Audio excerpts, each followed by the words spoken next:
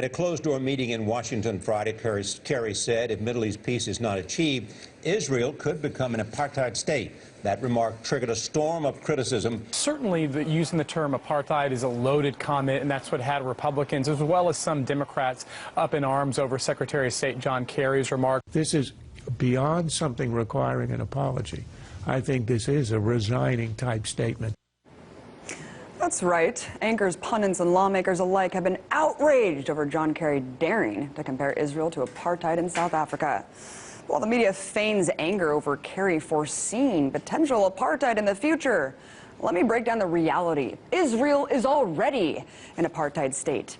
In fact, instances of institutionalized segregation in the country abound. For starters, Israel has a permit system, which restricts travel for ethnic Palestinians in the West Bank, limiting where they can live unless they obtain permits from the Israeli government.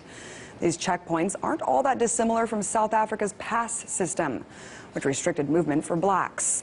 In regard to the limited mobility of Palestinians, former U.S. President Jimmy Carter said in 2006 that, quote, when Israel occupies territory deep within the West Bank and connects the 200 or so settlements with each other with a road, and then prohibits the Palestinians from using that road, or in many cases even crossing it, this perpetuates even worse instances of apartness or apartheid than we witnessed even in South Africa. Wow. But as the last half-century shows, the gradual takeover of Palestinian land by Israeli colonies means that every day, Palestinians are left with less and less land to call their own.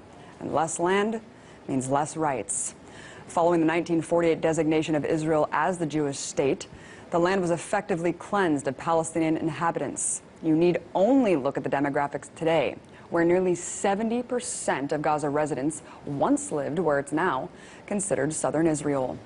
Historian Juan Cole notes in a recent article how the segregation that exists within villages is not found on any map, citing that somewhere around 90,000 Arabs live in the 176 unrecognized villages inside Israel. The inhabitants of these villages are considered internal refugees, displaced after the 1948 war, having fled their homes with nowhere else to go. And being unrecognized by Israel means that tens of thousands of Arab residents have no access to public services like water, roads, education, healthcare, or even electricity.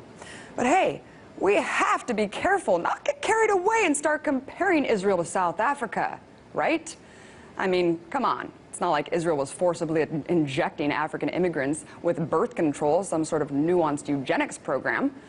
Oh, wait, yes, apparently as many as 130,000 Ethiopian women were forcibly sterilized, according to Haaretz, dropping the birth rate of Ethiopian Israelis by 20%. All right, but at least Israel didn't uphold a law banning Palestinians from living with their spouses in Israel, right? Oh, wait, they did. Despite human rights organizations calling the ruling racist, Israel's Supreme Court has legally prevented thousands of individuals in the West Bank and Gaza from living with their spouses in Israel. All right, fine. But at the very least, there aren't any parts of Israel that would introduce racially segregated schools, right? Unfortunately, they're doing that too. Last summer, children in South Tel Aviv attended preschool classes segregated by race.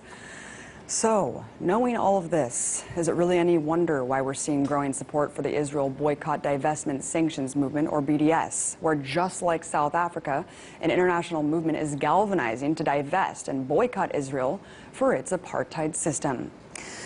So, given the emotional reaction to anyone simply criticizing the Israeli government, these unpopular truths are rarely discussed. But I think it's about time we call a spade a spade. Call it segregation, call it racism, call it what you will. But institutionalized discrimination and systematic oppression over any group based on race is the definition of apartheid.